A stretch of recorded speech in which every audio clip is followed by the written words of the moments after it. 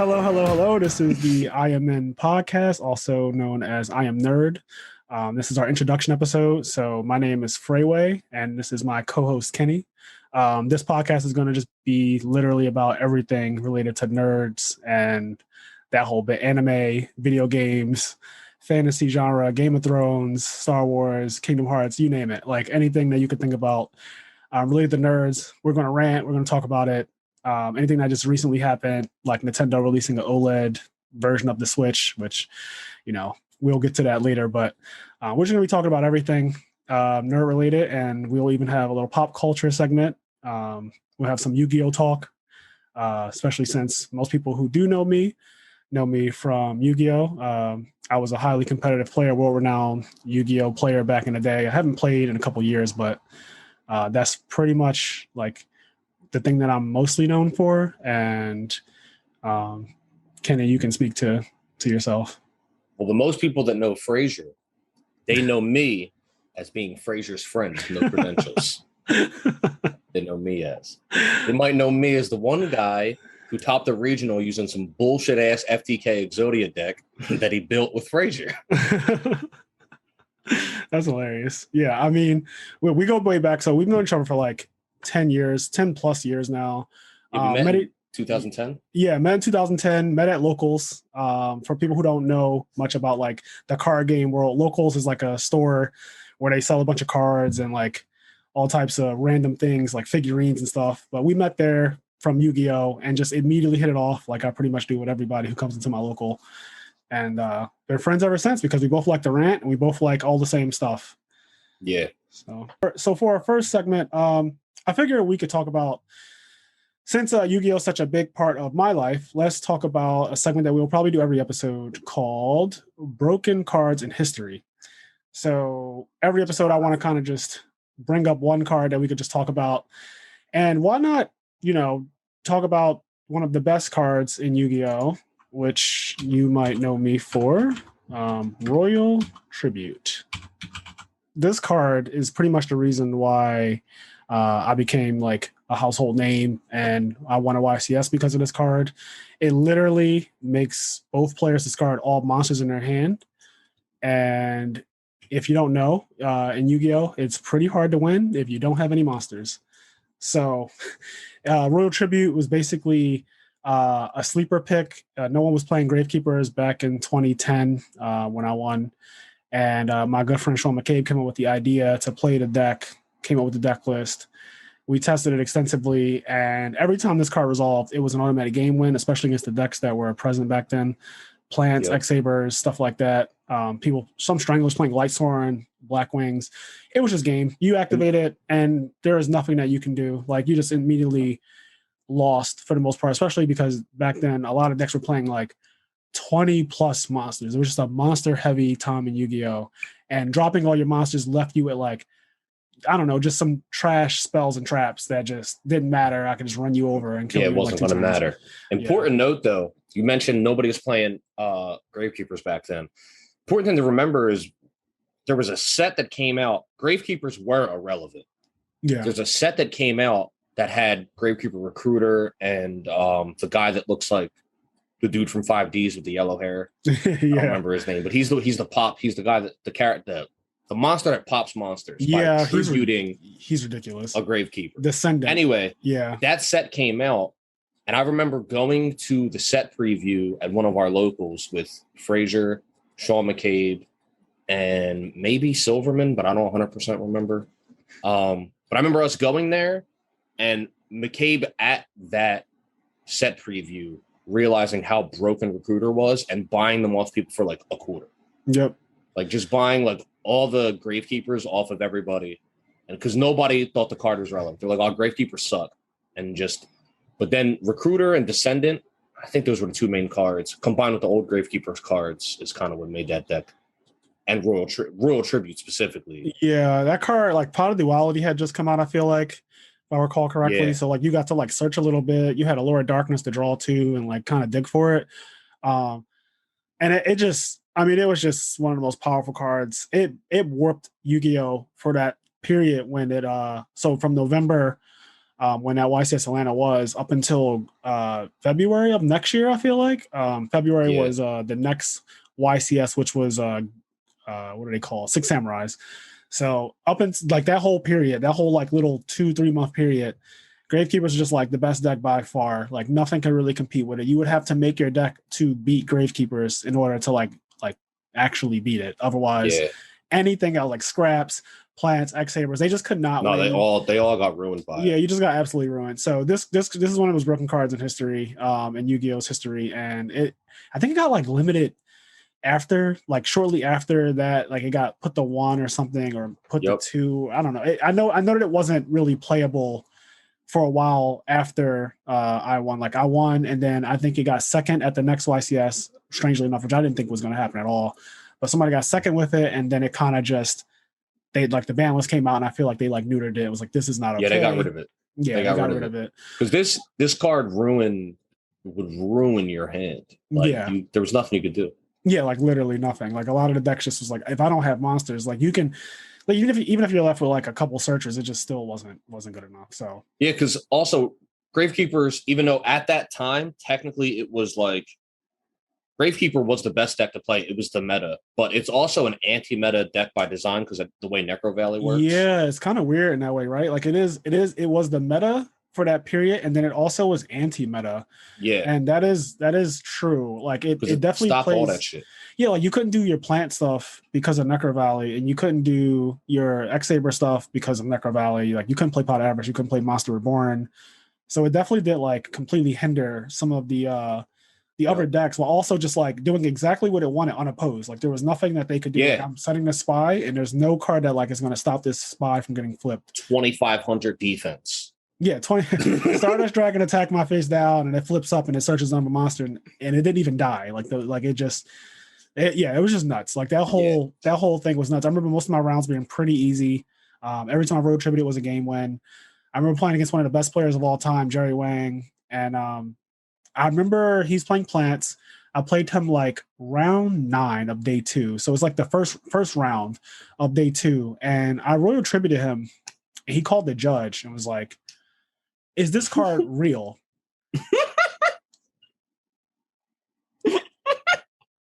Is this card real? And the judge was like, well, yeah, like it's real. Like it's Pharaonic Guardian, right? Like it's real. It's a real card. What do you want me to do? Hold it up to the light and see if the president's head is it? Jerry was just kind of like, but like, so he can play this card and not have any cards in his hand, and I discard all my monsters. And the judge was like, yes. And he was like, okay. He reached his hand out and said, congratulations. If you don't mind, I would like to see this. And he like quickly just went through the deck, and he was like, okay, I'm playing this. And he just walked off. Like he just walked off. Like he discarded his entire hand. He showed me his hand. It was like hamster, like a Raikou, some like a Lone Fire Blossom, a Debris Dragon, and like something else, like a Monster Born or a Pot of Average or something. Like a hand that was normally like nuts. Like his hand was like, it was good. It was just a regular good hand, like turn 1 the Titanio out, like do all the things. And he just was like, discard all my cards. I lose. I'm done. And he literally was like, I'm playing this now. And like, I think he went to go play in side events, and maybe he actually built it, but I never saw him. I don't think I saw him again. Mind you, he won like 3 Shonen Jump championships back in his day. So he's like one of the best players, especially at that time. I was so nervous playing against him, but this card, Shonen Jump is what YCSs used to be called. Yeah, that's what they used to be before Upper Deck Entertainment, I guess, like messed up with Konami or whatever happened between that relationship. But yeah, he won 3 of those things, and they were really hard to win back then. They were like top 8 or top 16 cut or something like that. So it was really hard. Yeah, and you're not coming back because Gravekeeper is not a special summon deck. And because of Necro Valley, you can't special summon from your grave. Yeah, you can't even touch your grave. You can't touch your grave. You can't Don't like even look DD at Crow. it. You can't like do DD Crow and shit. Just put a face down. And the deck would have 3 Necro Valleys, Terraforming, and 3 Commandants or Commandant, whatever the fuck his name was. I never figured out the correct way to say that card. I think I said Commandant, and then people were like, I call it that because of your YouTube, like in my YouTube interviews where I call it Commandant, but it might be Commandant. I literally don't know. Still to this day, it's like 10 plus years later. But you always had Necro. So that's the thing. The whole deck, all the pieces were there. It just needed, because Royal Tribute's an old ass card. Yeah. It just needed like a recruiter, a floater. Yeah. The floater And changed a lot because you could search like spy, I think, right? Like recruiter allowed you to search. They can search each other. I'm pretty sure they can search each other. Yeah, I know spy can definitely like flip and get a recruiter, and I feel like recruiter dying gets spy. So like that interaction is actually just outrageous. Like it was also, basically Also, the popper descendant could pop recruiter, and then just recruiter replaces himself. You destroy a monster that's on the field. They can't do anything to it now in the grave because of Necro Valley. It's like Let me see. But usually you would just lose turn one. If they started the game with Royal Tribute, like you lost turn one because they're going to have Necro Valley turn one because there's fucking 7 Necro Valleys in the deck between the terraformings, the card itself, commandant, etc. Okay, he does not search spy, but he searches pretty much everything else. Because I was every other card. I was like, I don't remember searching spy off of this card, but I just remember this card searching everything else because I know you could search the commandant or whatever to like get Necro Valley on the field. So I remember sometimes I would even do plays that would get the recruiter killed so that I can get commandant to then get Necro Valley on the field so that I can then Royal Tribute. Like it was like a whole thing. Like he gets killed, search commandant, discard commandant, get Necro Valley, play Necro Valley, activate Royal Tribute, play Gravekeeper Steel, get back the recruiter and the commandant, and then beat you down from there with like a 2100 attack monster. And it just Gravekeeper Steel was broken. Okay? Yeah, get back 2 guys. It was too much card advantage. Like get back 2 guys from your grave is too much. Yeah. So remember, Royal Tribute empties every monster from your hand, and Necro Valley says you can't. Your grave doesn't exist. And Gravekeeper Steel says, even though Necro Valley's up, you get to take 2 Gravekeepers from your graveyard and put them in your hand. Yeah, 2. Also, I know a lot of people are going to probably like laugh at me because I literally forgot what recruiter does, which is crazy. So please drag me, okay? Because I forgot what my own card did. But it's literally been so many years since I've many years since I played Yu-Gi-Oh! I think 4 now, and even more years since I've actually played Gravekeepers. I never played it after this. Like after this happened, after YCS Atlanta 2010, I never went back to the deck. I immediately was kind of disgusted by it. And then like when I went back to locals, everyone was playing it. We had like an iPad tournament or something, and like it was everywhere. And I never went back to it. That was it for me. I was so disgusted by this deck. I was like, this deck is disgusting. It's nasty. It's mean. It's rude. Very rude. I want a local with this deck the day of the YCS because I didn't go to Atlanta. I just stayed home. You know about it, yeah. But I was talking to Frazier like on the phone throughout multiple points of it, like when it was all happening, and like after he won and stuff, like calling him up, and then but I was in what's it called at one of our locals called Alternate Universe. Yes, and that's like the real local for Philly. Like if you're a Philly player, Alternate Universes is like where you go to get like better. A lot of good people there. Steven Silverman, Tom Mack, me, Sean McCabe. We had at one point like Brent Yetter used to go, Brian Long. They're Shonen Jump champions.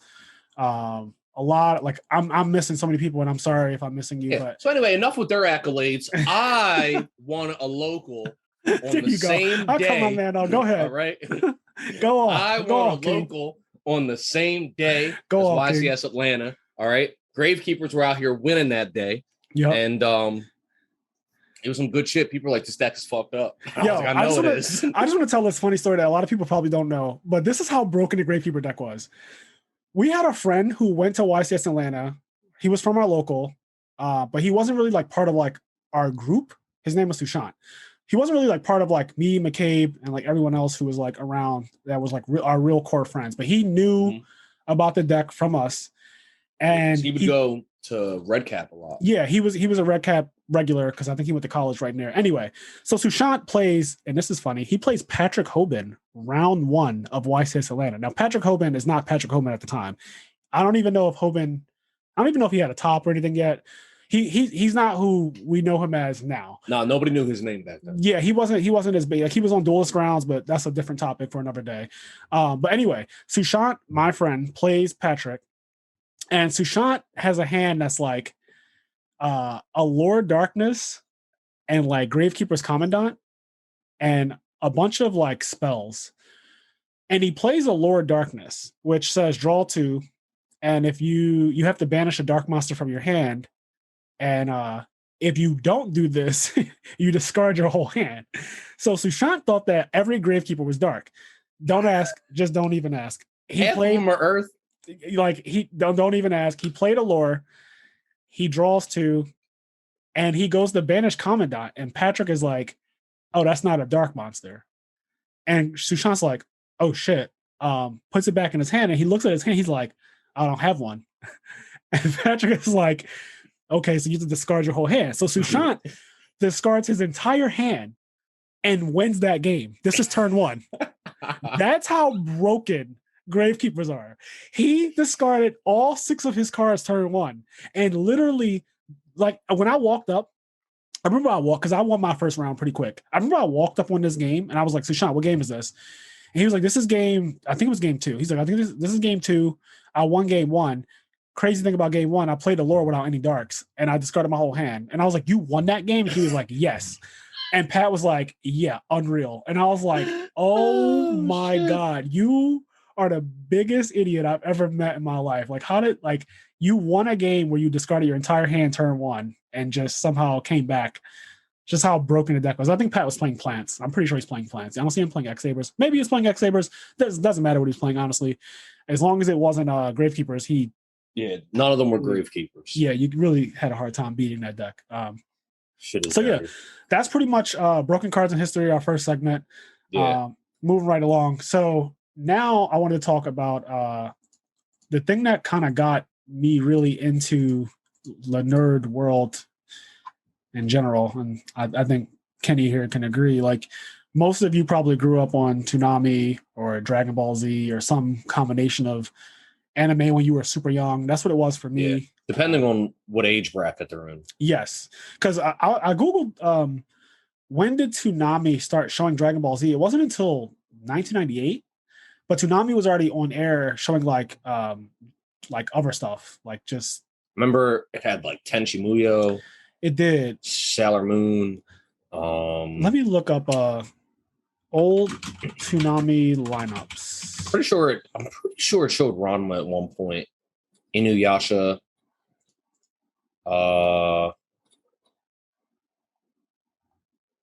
So it started off with Thundercats, which my dad used to always say, "Oh, I used to watch this when I was a kid," and that made me feel like strange. Thunder. I watched it. I watched Thundercats. I'm probably myself a bit. My bad. You can't talk about Thundercats without calling out the hose. Yo, I used to love Thundercats, not the hose. You gotta, when you talk about Thundercats, you gotta get a hose. He definitely was talking about the hose back before everybody else. Thundercats was good. That was a good show. I used to watch that. Now when I think about it, it's just kind of funny, but he definitely did yell out like ho like a lot. And if you did that, I feel like now if kids go to school and start yelling out ho, and then like obviously some little kid's gonna be like, oh, he called me a hoe, and then they'd be like, I was talking about Thundercats. It could be like a whole thing, and then get that show canceled. But back then you could say ho at the top of your lungs, and no one would bat an eye if a kid screamed that out because they knew it was Thundercats. But this is like the original Toonami lineup, which not much anime here, if any at all. Voltron and stuff like that, Robotech. But in 1998, they get Dragon Ball Z, and that kind of changed everything for me. Like, so my introduction to being like a nerd and like the whole culture of what wasn't so cool back then, but is definitely mainstream and cool now is like I had a PlayStation.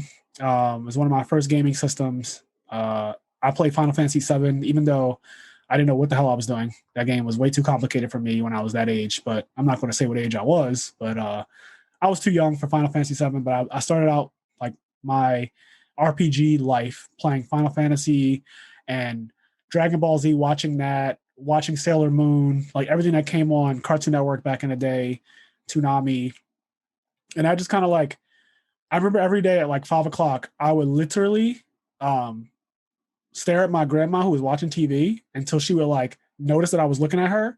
And then she'd be like, what, do you want to watch something? And I would like, be like, yeah, can I watch Cartoon Network? Like my show's on right now. Cause she would be watching like Judge Judy or some shit. And I would always I wouldn't ask her, could I watch TV? Cause I always was too afraid, but like, I would just like look at her like feverishly. And then she would just be like, oh, here you go. And she would like, let me watch Dragon Ball Z. And it was just like the best thing ever. I remember the feeling of Like my one friend was like, all right, this is so bad now I think about it. But like my best friend at the time, and he's still my best friend now, but he was like, I'm gonna be Vegeta and you're gonna be Piccolo. And he just made me Piccolo. And I was like, who's Piccolo? He's like, he's this cool guy. Like he's just cool. And when I watched the show, I was like, okay, cool. So I like watched the first episode where Raditz and Goku like fight like Goku and Piccolo fight Raditz. And I remember thinking like, okay, so is this guy strong? Like what is he about? And seeing them both like pretty much get killed like really quick, like Goku getting a special beam through his chest and dying and a whole thing. I don't know. I just fell in love with the cartoon to animate like immediately. Like it took no time at all for me to love Dragon Ball Z. Laser beams, strong people, fast fighting, teleporting, all that stuff. Just what about you? It's a funny thing. I'm looking at the same website you're on. It's crazy that you could, and Sailor Moon might have paved the way for DBZ. When you look at this, yeah, she was on Sailor first, Moon right? was on first. Yeah, Sailor Moon was added on June 1st, and then DBZ gets added August 31st. Which is nuts. I knew Sailor Moon and DBZ were on at the same time. I didn't know Sailor Moon came a few months before. Me either. And I actually watched Sailor Moon too. So for all you people who don't know what Sailor Moon is, you need to watch it. It's one of the foundations of anime. It is iconic. It's great. It's not just like some girly anime. It's actually like it's just good. Like it's just a good anime. I enjoy it. I enjoy Sailor Moon. It definitely was one of those There's shows. even a redub. There's a like I don't want to say recently, but in the 2000s, like 2010 plus, there's a new dub of Sailor Moon. Okay, so like there's the OG 90 dub of Sailor Moon where they call her Serenity. I think they call her right one. But they made a new dub for Sailor Moon without a lot of the changes that the original English dub made in somewhere in the 2010s. Yeah. I remember even the music from Sailor Moon. I used to know the songs and stuff. I used to know all the like little transformations. I was big into Sailor Moon. I used to love that shit. And then Dragon Ball Z happened, and that like my life DBZ, Dragon Ball Z. I definitely say in terms of like the anime side of things, DBZ is easily the godfather for me. I got in like I was always like I don't know, I guess general like nerd shit. I got in super young with the Super Nintendo. Just playing Super Nintendo. My first like game that I ever beat was Donkey Kong Country. And from there I just always played games Super Nintendo. I got N64 for Christmas. Whichever year that was. I remember we got the 64, Mario 64, and Cruising USA. I remember that. But just video games and shit. And then on the anime side, I would have to give full credit to Dragon Ball Z. Even though Pokemon is technically an anime, nobody ever thinks of it as one. Yeah, that's weird. Because Pokemon so Pokemon also, because Pokemon came out, like I don't know what year it aired in the US, but Pokemon also is one of the first things that's like an anime, even though most people look at it as just a cartoon, because it came on like Channel 17, which is like WB in Philadelphia. But it came on WB, and it was like, obviously it's Pokemon. It's the biggest franchise of all franchise. Like, I don't think there's a franchise in existence that is bigger than Pokemon. So yes, Pokemon run shit. But definitely. Now you say that, like it's making me think about Pokemon Red and Blue, like, come on. Like, like, our age group, there wasn't a person alive. I knew a kid that was a Jehovah's Witness. I'll never forget this. He was a Jehovah's Witness, right? I was in, I want to say second grade, but I don't remember specifically. Somewhere between, like, first and fourth grade. Right. I want to say second. But he was a Jehovah's Witness, and I remember all of his cartridges, like, we would have our Game Boys and shit. And he had Pokemon Red, and the sticker was ripped off. And I asked him, I was like, why'd you rip your sticker off? Like, that's fucking stupid. And he explained it to me. And at the time, I didn't fully get it because I was in second grade. But he told me that he's a Jehovah's Witness and that his family doesn't believe in evolution. and evolution is wrong, and that he's not allowed to play Pokemon because if he plays Pokemon, like his mom is going to kick his ass. Like legit. That is crazy. In second grade, because Pokemon evolved, and like he was saying like evolution is wrong and like against my religion. And so my point is, even if you were growing up in the doctrine of not allowed to play Pokemon, you still wanted to play some fucking Pokemon, goddamn. You still will find a way to play Pokemon. My man ripped off his sticker to play some goddamn Pokemon. You hear me? So I don't blame him. Crazy. Yeah. So I guess going back even further, before Toonami, my first gaming system, I'm pretty sure, was a Sega Genesis. I grew up on Sega. I didn't grow up on Nintendo. Kenny is a big Nintendo fan. I am too now, but I didn't start on Nintendo. I started on Sega with Sonic the Hedgehog. So I'm like, I feel like back then they were closer than they are now. Yeah, he picked the wrong horse. I did. He picked the wrong horse. Yeah, like back in the day, like Sonic and Mario were like pretty, like, you know, they were both iconic, like both I don't know what you wanted, the figurehead of their systems. And Sonic the Hedgehog 2, I remember playing that all the time, like Forest Hill Zone or whatever it's called, Green Hill Zone. That soundtrack just, I don't know, the soundtrack to Sonic, like the original Sonic games, is so good. Till this day, it's still good. And as soon as I hear it, it just reminds me of my childhood. But that's like my first gaming system was the Sega Genesis, and I played a bunch of other games. I'm gonna PM you a link. Pull this up for the people. Okay. All right, let's see what we got here. This was an ad back in the day. This shit was fire. This was a fire ass ad. Genesis does what a 10 don't. That ad was fire, yo. This did not age well. This did not age well. You're an asshole. This did not age well. Genesis does what Nintendo don't. Back in the day, though, they thought they were hot shit with this.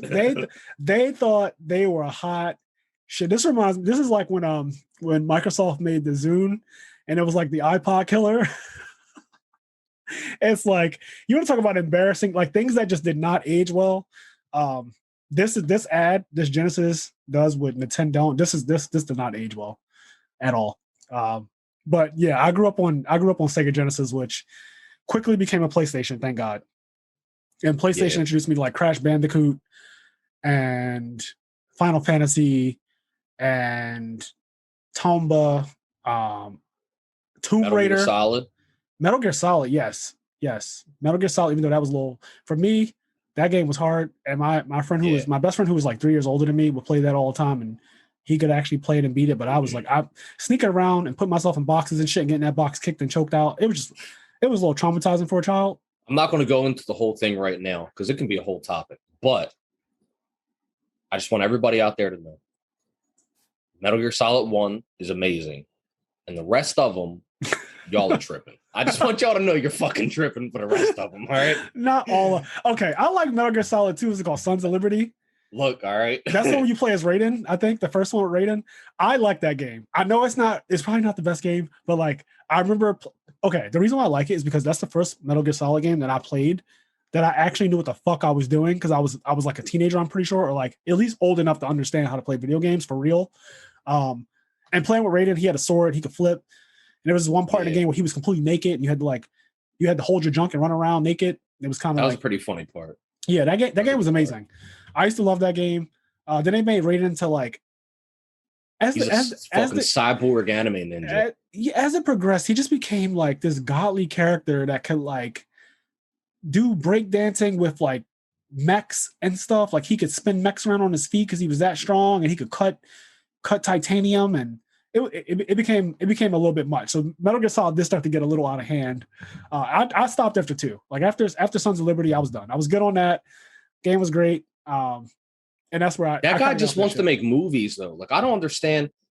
Fucking, I want to say it's Metal Gear Solid 5. Yeah, Kojima. 5 or 4. One of the Metal Gear Solids, I know legitimately has like a 40 to 50 minute cutscene. Yes. Like legitimately. And lots of cinematics. Dog, just make a movie. Which wasn't bad for me, only because I'm a person who I really love cinematics, which is why I was such a big Final Fantasy fan. Yeah.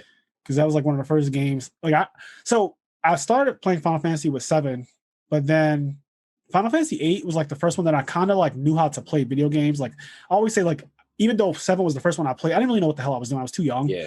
By the time I started playing 8, I had a much better understanding of what to do and how to win battles and like how to strategize.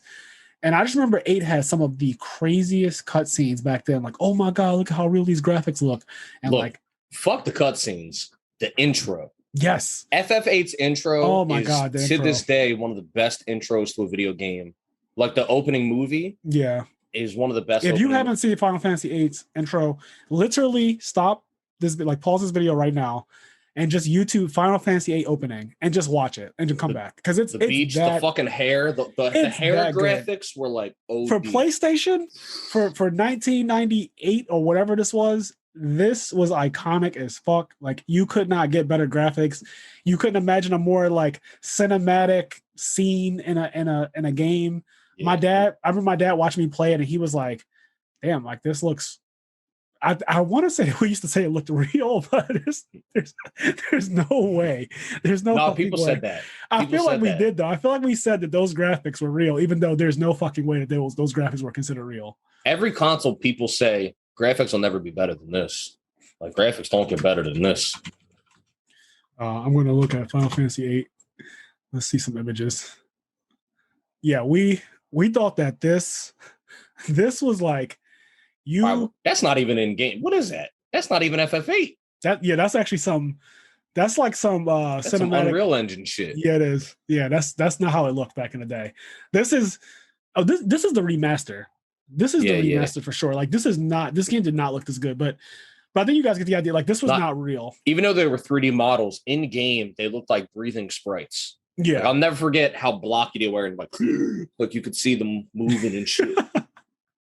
Like as they were just standing, you could just see like like the sprites, like because it looked so blocky, and they would breathe. Oh my God! And it would like kind of just fucking be so stupid. Yeah. So long story short, Final Fantasy VIII did not look real at all, but it did look good for its time, and definitely one of the most iconic. Definitely one of the most iconic games of PlayStation. Like it kind of started the whole like realistic graphics, and oh man, just brings back so much of my childhood. So for if you play Final Fantasy, if you start on Final Fantasy, if you're a Final Fantasy nerd boy or like fanboy, let us know, and we will be talking about Final Fantasy a lot. I feel like on here because I reference it often. Oh, for sure. I mean, there's a ton of games I've played all of them. And I'm going to stream. When KH3 came out, I streamed every Kingdom Hearts game. At some point, I've promised myself that I'm going to stream every Final Fantasy game just to do it. Yeah. I haven't gotten around to doing it yet. I haven't played all of them. I played 1, 2, 3. Yeah, I haven't beaten all of them. I've played them all. Yeah, I have not played. So a lot of people are going to kill me for this. I have not played 6. And I know that people say that 6 is like one of the best Final Fantasies. I did a poll on my Facebook a while ago, like years ago. And I asked people like, what? I want to interject though. There's a lot of frauds out there. Okay. There's a lot of people that fucking will tell you. It's like people like Street Fighter Third Strike. Okay. Right. Like there's so many people who never played Third Strike or they played it, but they don't know what the fuck they're doing. But when somebody says like, what's the best fighting game? They go Third Strike. Because like that's what they have to say. Yeah. Like there's so many people where you just know, like they're talking shit. There's a lot of now FF6 is amazing, but there's a lot of people that'll tell you that FF6 is the best one because they're not allowed to say anything else. Right. I get FF6 is the best one. Trust. Also, you didn't 7. play 6. You started with 7. 6 is the best one. Knowing damn well they started with 10. All right. Right. Like a regular person. So I started technically with 7, went to 8, then 9, then 10. So I went like 7 was the beginning for me. Probably too young to be playing 1 through 6 at the time, but I could always go back. And I do plan to go back at some point. I really want them to like remake 6. Like a part of me they do need to remake it. If they a part remake of me is just hoping it like that they just do that. Like I just want them to remake 6. They got to do that so my first FF was I always get it mixed up. I want to say in America, it was called FF2 because Final Fantasy came out in the US as Final Fantasy, but that was actually Final Fantasy 3 in Japan. Wow. And Final Fantasy 2 in the US was, I think, Final Fantasy 4 in Japan. And the first one Why I is this shit played, so confusing? Also, wasn't it on Nintendo at the time? yeah, it was on Nintendo. That's Right, why. which I So did the not first own. one I played was, I want to say it was FF2. Um, but I didn't beat it. I didn't play much of it. I didn't really get what was going on. And then years later, it got confusing because then it was like the real FF1 is going to come out on Game Boy, and it's like, Right. wait, what? And then like it was just confusing. But my first one was FF2, but the first one I beat was 7, and then I played pretty much the same as Frazier. I went 7, 8, 9, 10, and then I never played 11 because it was an MMO. Same. I skipped over 11. 10 is like, so I always changed this, but 10 is like my favorite game. Like Final Fantasy 10 is just first. That's the first one where they spoke out loud. Like there was actual like audio dub, and that just changed everything. Like not having to, because Final Fantasy was known to have a lot of text and a lot of reading, and I kind of give Final Fantasy credit for like teaching me how to read, but that's another story. But like literally 10 just changed the game when they like actually started speaking out loud. Like that was like a oh my god moment. Like holy shit! Like my main character is speaking and I can hear him. Yeah. And the graphics were insane. Again, we probably said back then that they look so real. And you know we're getting closer to looking actually real, but they definitely didn't look real in 2001. Not on the PS2. No, not yeah. They did not. But back then, you definitely were like, "Holy shit! Look at how real these characters look and how real everything looks." And that game is great. Final Fantasy X is amazing. I recommend you play it if you haven't. It's a turn-based RPG, which is a little different from the days now where like everything is kind of more like JRPG or like action-based, where you turn-based is cool. I still like turn-based. I like turn-based too. But some people are just more into like the whole Kingdom Hearts like style of RPG now, which is fine. Like there's nothing wrong with either or. But Final Fantasy X just that's the one. And then I think I really like 8 as well because I think that there's just a part of me, even though 8 a lot of people don't like it, it gets a lot of shit. But for me, because 8 was the first Final Fantasy game that I understood what I was doing and I understood the storyline kind of as far as you could, right? Because it was like the first one that I really understood how to play, that one just has a special place in my heart. I love 8. I like the music too.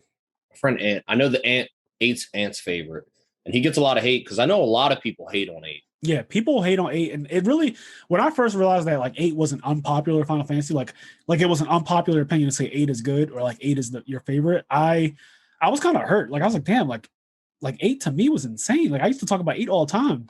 Yeah. But, people hate on to this day. I still don't even understand why people hate on it. Some people hate on it because of the graphics. Some people say because the sprite-based graphics they hated it. I mean, I guess, but like Cloud looked like a fucking Lego man. Yeah, exactly. Like, how could you say like graphics? FF7, the one that everybody loves, like legit looks like a Lego playset? Yeah, like you're not about to sit here and tell me that Final Fantasy 7 looks all that much better than Final Fantasy 8. Like, I'm just not about to take that as like your reason. But that's going back a little bit on getting into, I guess back then, like we weren't self-identifying as nerds because back then we weren't. Being a nerd was a legitimate insult. Yeah. But I remember catching heat. Literally. Catching heat for liking Dragon Ball Z and shit. Like I remember oh my God, yeah. a bunch of stuff. Like going into 6th grade, I moved to a new neighborhood and I went to a new school. And I don't remember exactly why, but during the moving process, something happened and I had some of the stuff I was moving with like packed into my school bag. And then I had to go to school and then I wasn't going to the new house till after. So I had like some of my Dragon Ball Z toys in my bag. So one of the kids in my school, like real creepy, went into like the back because this was like 6th grade. So like elementary school, right? Like middle school stuff. But anyway, our school bags were in the classroom and they were like behind this cubby. Yeah, that's how ours were too. Like we had them in the back of the classroom, basically. So but they were hidden. And like back then, you didn't think anything of it. But somebody went back there, opened up my bag and went into my bag. And then tried to make fun of me, like bring it up to people like, oh, blah, blah, blah. He's got Dragon Ball Z toys or whatever. Tried to bring it up to me. So I remember having to like defend myself because I was never going to turn into the guy that was like, oh no, I don't like that. Right. So I remember just being like, creating like a defense, and I had to use this defense all the time. And nowadays you never have to do this. But I remember being like, Dragon Ball Z is actually for adults. It was made in Japan. Right. There's actually titties in it. They curse, and there's blood. Not the titties. All that's true, by the way. There is an episode, not in DBZ, but in original Dragon Ball, you can see Bulma's titties. They do curse in the Japanese version. There's blood. And it's not for adults, but it was for teenagers. Yeah, definitely for like people older than you who were, shit. Yeah. Like it was for people older than me. But because it was a cartoon, everybody was like, "Oh, you're watching SpongeBob." And but I remember legitimately having like because by the way, all the kids weren't that fucking cool. They were watching Lizzie McGuire and shit. Oh my god, yeah. And also everybody watched SpongeBob. Like the thing is, back then it was really cool to pretend to be an adult, which maybe that's still a thing for kids. I don't know, but it was really cool to just be like, I don't watch cartoons. I watch football. And yeah, I have a similar story with Yu-Gi-Oh. Like it was not cool at all to have Yu-Gi-Oh cards. Like you were a clown. Yeah. I remember when I used to have Yu-Gi-Oh cards, people would definitely like, I used to play Yu-Gi-Oh in the cafeteria at school. I used to play it on the steps in front of my house. I used to play it on other people's steps. Like after school, I would walk with a couple friends who also play Yu-Gi-Oh, and we would just like find some unoccupied step somewhere and just start playing Yu-Gi-Oh, like a group of us. And people would walk past and literally be like, "Oh, I got that blue eyes. I got that dark magician." Like in this really obnoxious fucking voice, and just being ridiculous human beings. Like, just kind of like teasing us and be like, "Yo, if I come back here, I could beat all y'all. I got all the cards and shit like that." And I'm just like, we would just literally ignore them or be like, "All right, come back with your cards." And like, we'll play for cards. Like at a young age, I was about that life. Like I was about the whole, like, I will play you and I will take your shit like they do in the show. Like I will rare hunter the shit out of you. And I want to play you, but obviously I never came back with cards. But I got jumped for Yu-Gi-Oh. Damn. And that's like some real real Duelist Kingdom. But not like I got jumped and somebody stole my cards. That's not what happened. I got jumped for like the people wanting to be cool. So basically a friend of mine, kids being awful. Yeah, a friend of mine who I met in 6th grade.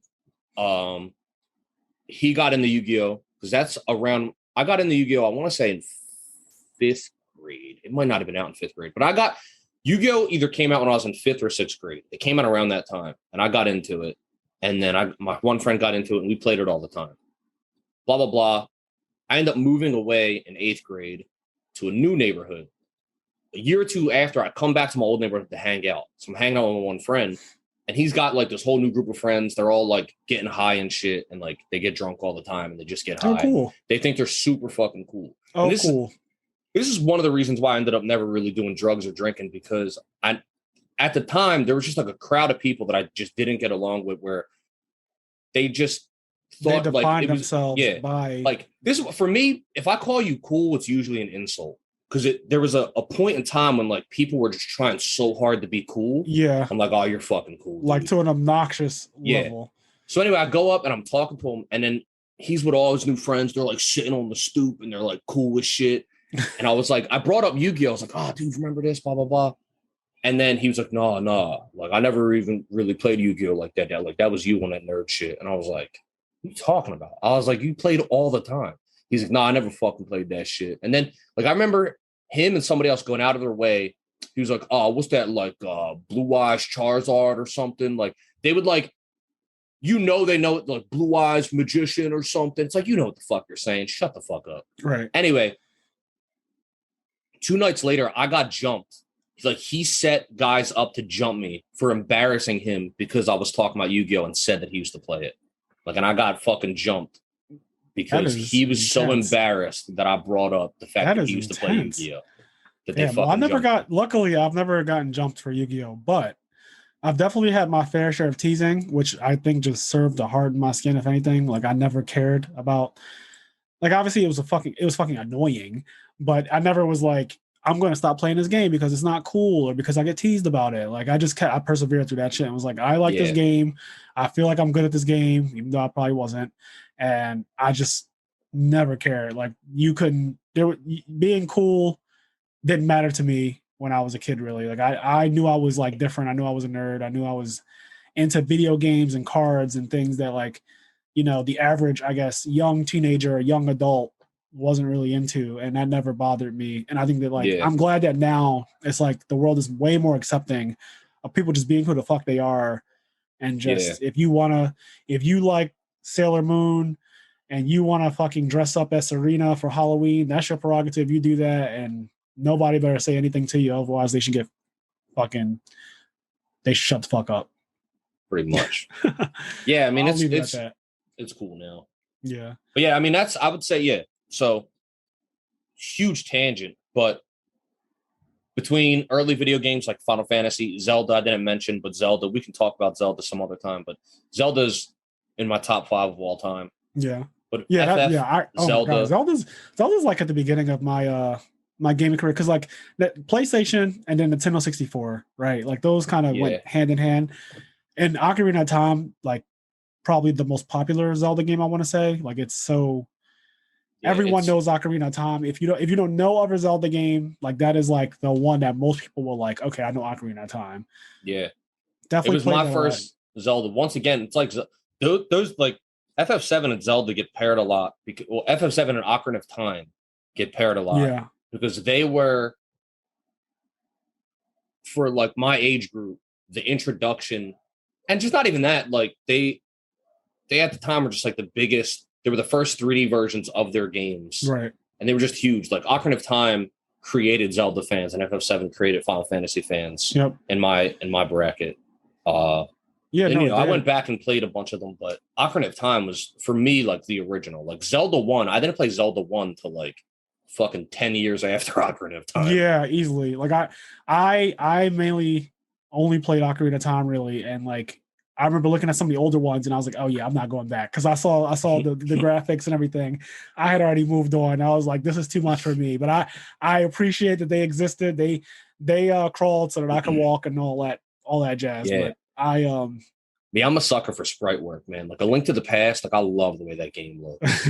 I love the way A Link to the Past looks. Like I can play that game any day of the week. Yeah. Yeah, Zelda's the shit. Now Zelda, I mean, you got Breath of the Wild. Look at how far it's come, right? Like it's open world. Like you could do whatever you want. It's just insane how far video games, in general, how far video games, even Final Fantasy, like Final Fantasy 15, the open world concept, like that whole thing. Even though that 15, actually, I got to take it back. I said I played every FF, but haven't beaten them all. Not counting the online ones like FF 11 and 14. Yeah. But in terms of the normal Final Fantasy games, I've never played 15. And I still need to play that. I played 15 when it first came out. I actually bought a PS4 specifically for Final Fantasy 15. Like it sold me a PS4. Yeah. And I just remember like the graphic, like so the graphics in that game are actually just fucking because it's a PS4. The graphics in that game look really nice. The story is really bad. Especially when I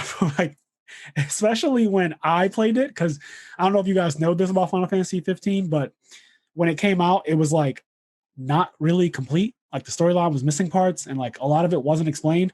So they started to like fill in the gaps with DLC and shit after the game had been out for a while. But I had already beaten it and been done with it. About that. Yeah, it was a really bad rollout. It was really, really bad rollout. And but I played 15. I enjoyed it while I was playing it, even though I didn't know what the story was. I could not tell you what was going on. But I love the fighting. Pretty much everybody. I mean, the main character essentially has the power of the fourth Hokage. Like he throws his weapon, and he literally can teleport to wherever his weapon is. So like, and he looks like Sasuke. He looks like Sasuke, and then he acts like Minato, like the fourth Hokage. Like he literally throws his sword and like teleports to his sword, which I thought was like the coolest shit ever, to be Minato in a RPG game and like going around. You're pretty much invincible. Like it was really fun, but I don't recommend it for story. Maybe now it's better, but at some point you should definitely get around to playing that. I will. I'm still waiting for the FF15 remaster, which is just FF versus 13. Yeah, that's the game I want. The fucking trailer 15 years ago. My God. Like the Final Fantasy versus 13 trailer, which versus 13 is what became 15, but it like a bunch of shit changed in development. It was in death hell for 100 years. But the fucking trailer for Vaporware. Versus 13. Yeah, that game looked insane. I wonder if those trailers are probably still on YouTube. 100%. Yeah, you guys got to watch those trailers of like They're Final so Fantasy Versus 13 was the music, everything. It just is that when we saw Noctis like killing people?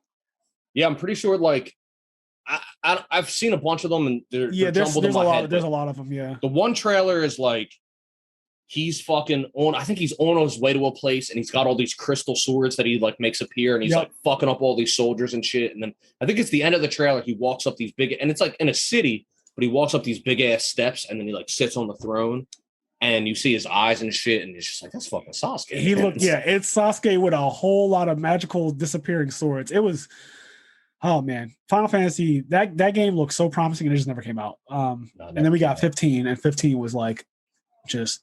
I don't even know. Yeah. Cinematics amazing, but that doesn't really go too far because Final Fantasy games always have good cinematics. I feel like at this point, they do. But yeah, I mean, they even had good cinematics. I don't know.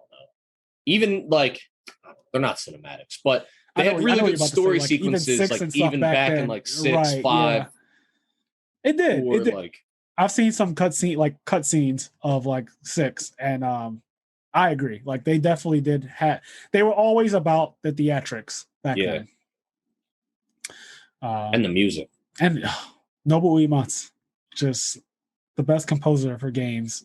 Like him, and I think the guy for Kingdom Hearts, Yoko Shimomura, whatever his name is, or her name, whoever it is. Yeah, I'm pretty sure it's a girl. Okay, yeah. That like the composer for Kingdom Hearts and for Final Fantasy, hands down, the best video game music for me. Like they just made the best video like that. The music is just so iconic when I think about, like you said, Final Fantasy VIII's opening, Final Fantasy X. They're definitely in my top 5 composers for video games. I think Koji Kondo, who does Nintendo music. He does a lot of Nintendo music, like a lot of the iconic Zelda songs and like Mario songs.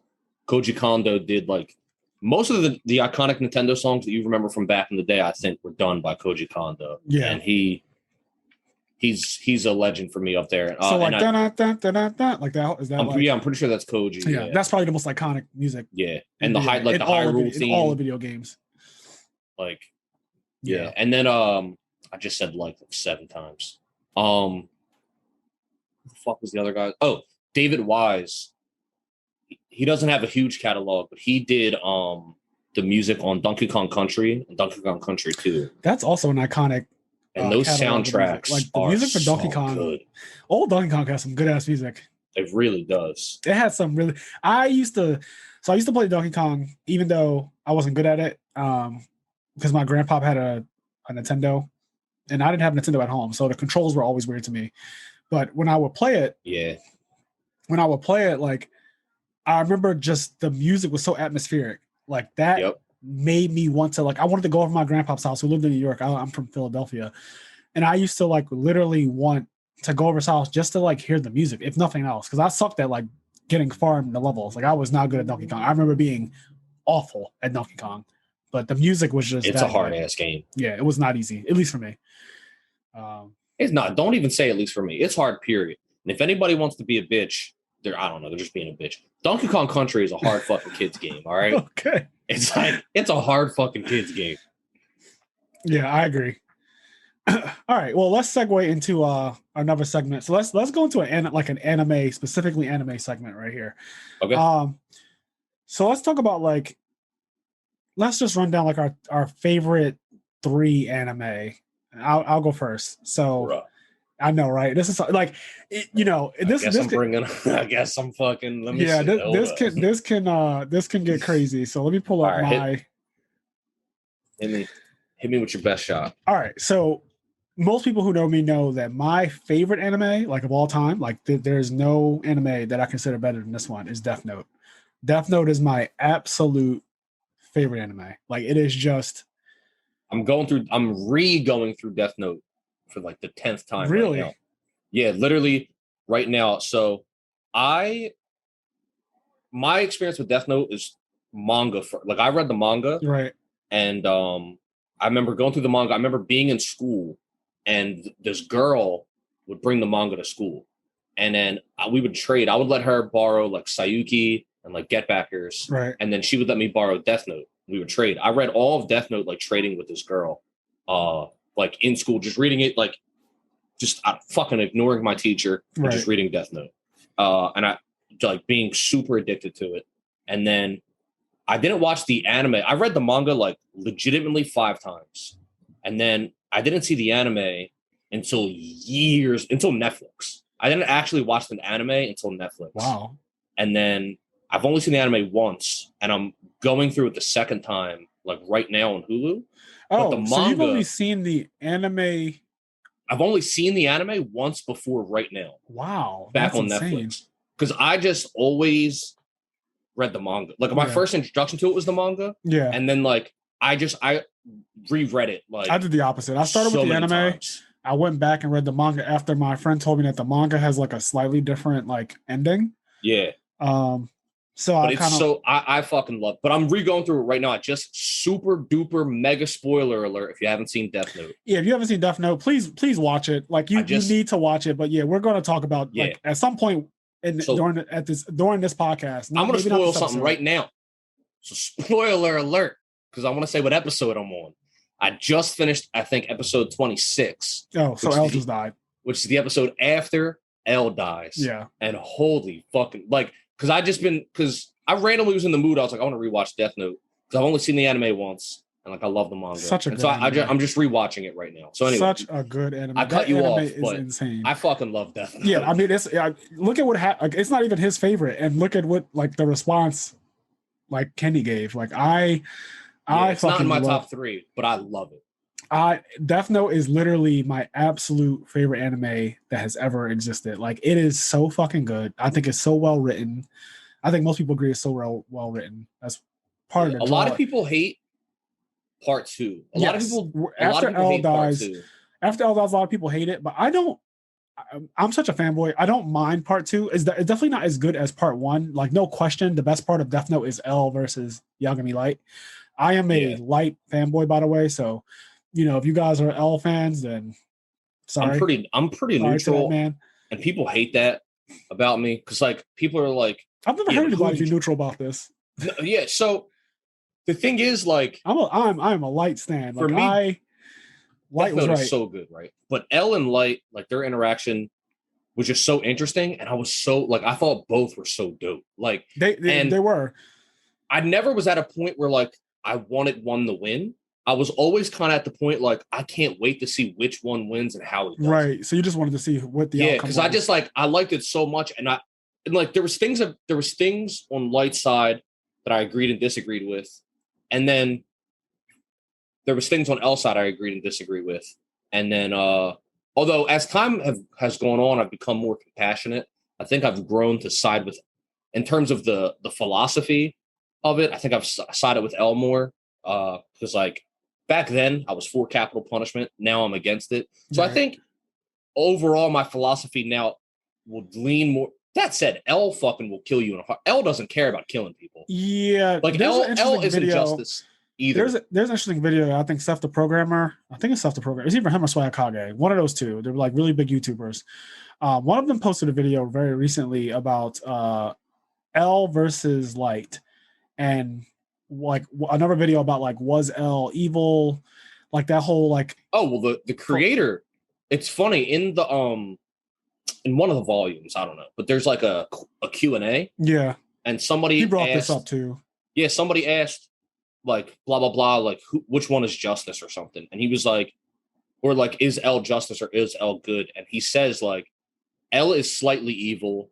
And L is slightly evil, and Light is very evil. Yes, is what he said. So, like the creator of Death Note, like L is not, like he acknowledges L is not a good guy. And even L and Nier both kind of have this thing where like I don't know if what I'm doing is necessarily like considered like good, but it is what I determined it to be for like myself. Like I am justice, but like justice is just what I made it. Like And I think Nier even says to Light at one point, like, I'm the same as you. Like, I literally am the same as you. I am doing what I think is right, and you're doing what you think is right. Like, what you think is good for the world, like, because technically Light did have world peace for like 5 years. Like he literally stopped crime for the most part for 5 That's what makes years. The argument interesting. It does. The author choosing to put that in the story is like, what happens when somebody does have the power to kill anyone like that? It like created fear. And obviously you could argue a bunch of things like free choice and like, you know that you're going to be punished and like by death, right, for committing a crime. It definitely will like take away something, because like at that point it's like, well, it's not really a choice if I want to go like rob someone or like do a crime if I'm just going to 100% be killed for it. But there's that whole argument like, what is good, what is evil, and that's kind of the whole purpose of Death Note. And because I think that like the question of what is good, what is evil is such a layered art, like it's such a layered question, right? Like there's so much that goes into the question, what is good, what is evil? Like there's really not like there's really nothing that you can really say like this is 100% good, this is 100% evil. It really is like what humans have come up with in our minds that we consider like this is good, this is evil, based on our own standards, our own morals, our own ethics that we came up with, and we decided this is what's good, this is what's evil. And that's the whole story is basically that. Like L does some really grimy things as early as episode like 1, like episode 1 or 2 when he's first introduced, like he gets somebody killed, like episode 2, just to see where the killer is, like just to see where Kira actually resides. He like gets someone killed, like he uses a guy as a pawn and gets him murdered. And the important thing there is things too. He justifies it by saying like he was on death row, he was going to die today anyway. However, what's important is after you read or watch Death Note, you realize that stipulation, even though that's never clarified in the series. However, it's pretty clear to me after watching it and you understand L, he would have just used fucking anybody. Yeah, he only found the guy that was on death row dying that day because he probably needed to go through litigation with like the other countries. And they were like, no, you can't just kill anybody. But he would have put like if it was up to him, L is a very any means necessary type of person. And you can see that when he chooses to like restrain Misa and Yagami Light for 2 weeks. He violated all kinds of he violates ethics. Them in so many ways. And even when he's like, because like Light fucks him real good right there. Like those fake rules he created, he fucks L so good. And like I just remember L wanting to like continuously retain them past the point where he was really allowed to, but there was nothing he could like. He agreed to a time period. He didn't get the concrete evidence he wanted, which was the whole point of the show. Was like, I'm the killer. The point is not whether you know or not. Like that's not. Don't get too wrapped around like, oh, it's me. You have to prove it's me. Yeah. And he never was able to prove it. And like Yagami Light did a lot of things to like outsmart him in that way to like make sure that he straight up knew. Like he often says, like they'll ask, like, I think it's 5% Light. What's important to note is that first of all, he narrowed he said 5% off the population of the planet. Like he was like the fact that Light had any percentage is like it's Light. Right. But also like there was never another suspect. Like it was in L's head. Him. Whenever you hear his internal thoughts, like it was always Light. Like but he just needed to find the proof. And that's why he joined a school, right? Like he kidnapped Misa, took her phone. He literally did everything he could. He put surveillance cameras in he did a lot just to Yagami Light, to make sure, like, because he knew who it was. He just could never, ever prove it. And I just love the whole game of cat and mouse. It's always argued, like, who's smarter, who had the better resources, obviously, Light.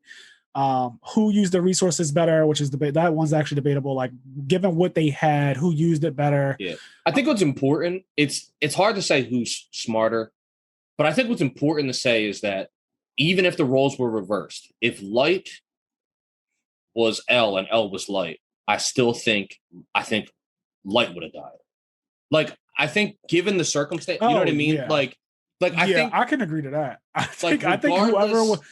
think whoever has the Death Note is in too much a position of power to not kill the other one.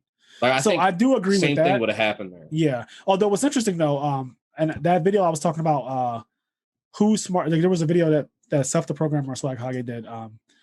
Who's smarter? He did bring up a really interesting point that kind of like for me, this seals it. Like my opinion is that Light is smarter than L. Couple reasons. One, Yagami Light is younger. He's just straight up way younger, like by a good amount than L. So you have to remember that L is like a grown ass man going after a teenager who's like in high school. And he is struggling with this teenager. Like this teenager is killing people and this teenager is getting away with it. I'm talking about FBI agents. This teenager is killing FBI agents and like he is getting away with it. This teenager is a full-on murderer and getting away with it. And like this grown man who's the greatest detective on earth is literally having the hardest fucking time proving it. But that's not even He's not only the greatest detective, he's the top 3 greatest detectives. Okay. So he's like his aliases his are also, aliases they're ranked. Yeah, because during the Yotsuba arc, there's a point where they hire this guy named like Araldo Coyle or whatever to figure out who L is. That way the Yotsuba can kill L. And then like the cops are all worried about it. Like Light's dad is worried about it, and then L's like, "Don't worry, I'm Coyle." He's like, "I'm Coyle. I'm also this guy too. The top 3 detectives in the world are all me." I like how all of his aliases they just take all the spots. That's funny. So yeah, so what really did it for me in this video, the video is so good. The YouTube video, look it up. It's who's smarter, like L or Light. The part that really sealed it for me was, and I kind of forgot this when I was watching it, but when Yagami Light forgets when he loses the Kira memories, when he says like, I want to forget everything, right? Yeah. And he becomes a good Light, like the good version of Light, he starts solving the case so fucking fast that L is like genuinely shocked. Like genuinely like, I didn't think of that. Like there's literally like, and obviously there's developments that L, you could argue, we don't know, but there's arguments that like, maybe there's things that Light wouldn't have figured out that L had figured out and things like that. Yeah. But the point is, we have to go by what we actually saw in the manga and in the anime. Like when he became good Light, he just started solving the case so fast. And like L was just literally like, no bullshit, just straight up blown away by like, oh, like that is a good point. Like I didn't think that like, and some of it is like kind of basic stuff, but that's kind of the problem with L, I think, is like he's so big brain that sometimes he doesn't like pull back and think like, okay, the most simplistic thing. Also, he was still dead set. He, even after he released them, he just had to. He was still like, it's Light. So his mindset was still trying to catch Light. Yes. So like, which is fine, but Light was catching himself. Light became a good guy and started to catch himself. Like that's how scary it got. Like it got to a point where he started to like think like if it were me, like this is what I like. He just started to say things that were like, yo, you're like outing the other you. Like you're literally solving the case against yourself though. Obviously, like he doesn't know that it's him, but like it's just that just blew me away. So that's like my reason why it made me. I was already a Light fanboy, and that just made me more of a Light fanboy. But again, they're both incredible. It's something, especially because it's fresh in my mind. Because I just watched L's death. Yeah, the episode where L dies it's pretty fucked up because like L knows that he figures out he's going to die that day because but there's no way he can prove it. But like he already knows. He basically just already figured out. He's like he knows Misa's. Like he figures out like, oh, these two are Kira again, right? And he knows he's going to die. He even tells Light, he's like, this is the last time we'll see each other, right? I think that Misa like she kind of outed like them and everything at one point too. Like she started over talking and just like saying too much, and like that kind of gave Elle some information. Like, oh, okay, like some kind, the big eye think like, wait, what did she just say? Like that yeah. During the tapes, she just. I mean, she was sloppy, obviously, like she's not as smart. And that's Light's downfall, is that every pawn that he ever used was just kind of like faulty. It's kind of how he ends up losing it, like Mikami, like the mistake with the Death Notes, which I think they confirmed. So a lot of people speculated that like Nier cheated and actually used the Death Note, but like I think that it was they confirmed that he didn't. Yeah, he did not do that. Death Note. So yes, Death Note is my. Yeah, we went off on a tangent. We can talk more about Death Note another time. Yeah, we'll have a whole episode dedicated to Death Note where I'll rewatch it and we can really talk about it. Yeah, the only reason why we went on that tangent is because I just so happen to be going through it again right now. Show is so good. I would say like so not in any particular order. So Death Note was number 1, but then 2 and 3, I'm just gonna throw out like 2 of my other favorite anime. Hunter x Hunter, just no one can say anything bad about like Hunter. Like the only bad you can say about Hunter x Hunter, I think, is it is still ongoing because the writer just hasn't written in a while about it. Yeah, hiatus x hiatus. Hiatus x hiatus. Hunter x Hunter is one of the best animes of all time, in my opinion. It is one of the best shonens that you can watch. If you like action, if you like Naruto and Dragon Ball Z and all of that shit, you definitely will like Hunter x Hunter. It starts off a little slow, but I promise you it is worth it. It is easily one of the best animes of all time. Easily. So fucking good. Great action, great fights, great characters. Definitely inspired by Dragon Ball Z, like every other shonen pretty much these days. Like it has that whole it has that like Goku Vegeta thing kind of going on where like the main character is like the Goku who's pure of heart, like pure of heart, like not an evil person, not an evil bone in his body. And then you have like his best friend who's like the Sasuke like character, the Vegeta like character he's not evil, but he's also like an assassin, so he's probably not all good either. He's an assassin. He's in an assassin family, so he's probably not all good either. Like that, here's that word again, good. But he's they're best friends, and they're both like getting stronger throughout the anime, and it's just good. The story is it's well written. The arcs are like I like that the main character, like Gon, the main character is not in every episode. There's like whole arcs or like sequences that just don't include the Gon and Killua, the 2 main characters. They're not in every episode. They're not always the focal point. It kind of like deviates from them, and it just goes into like these arcs that are just about the villains and things like that. And it's just so good, so good. Yeah, I'm not going to cut you off. I'm going to hold back. No, go ahead. Say I know. No. I want to hear because I want to get the list out first. Okay. All right. So Hunter x Hunter was the spoiler alert. Hunter x Hunter's on my list too. So all right. Yeah. Spoiler alert. Right. I'm going to give number 3. Do y'all see what I'm wearing? Can y'all see this? Can y'all see? I'm going to give number 3. This anime is not over yet. I don't know how it ends because I don't read the manga. But Attack on Titan, I'm going to give Attack on Titan number 3, and I just made a decision just now because of fucking the last season of Attack on Titan is literally the craziest shit I've ever seen in anime in my entire life. Like that shit. Can we be honest? Like Attack on Titan, I know a lot of people dropped it because between season 1 and season 2 was like literally like 6 years. But please go back and watch Attack on Titan. Just start it over, watch it from start all the way to season 4 is literally I think. I have season 4, the final. It's called the final season. I have season 4 of Attack on Titan as the best season of anime I have ever seen of all anime. It's not my favorite anime of all time, but season 4 is like the best season of anime I've ever seen in my life. Like it, and it's not even over yet. Like I think we only saw a half of it, and then they're going to do like another half. Yeah. But the half that I've seen between season 3 and season 4, Attack on Titan is easily number 3 for me. No question, 0 difficulty. Like it just the story, the action, the music. Game of Thrones itself. Yes, I'm scared that. I hope it doesn't do the Game of Thrones and just like fucking nosedive. Or I guess Game of Thrones really did it really nosedived. I hope that Attack on Titan doesn't do that because right now, if Attack on Titan sticks to landing, if it ends well, it is just going down as like top 3 best anime of all time if it ends well. Like it is so fucking good. It's so good.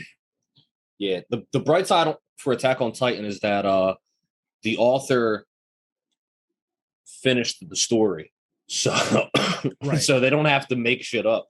Yes, no matter what, Attack on Titan has an ending, and it was written by the author, unlike Game of Thrones, which still got fucking destroyed by D&D.